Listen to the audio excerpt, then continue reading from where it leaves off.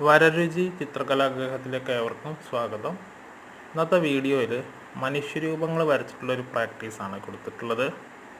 പ്രത്യേകിച്ച് കേരളത്തിലെ വസ്ത്രധാരണം, സ്ത്രീകൾക്ക് സാരി, പുരുഷന്മാർക്ക് ഷർട്ട്, മുണ്ട് എന്നിങ്ങനെയാണ് ഇവിടെ ചിത്രീകരിച്ചിട്ടുള്ളത്.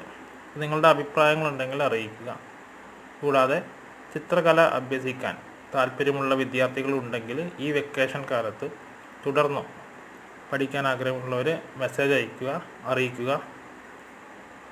Okay, thank you.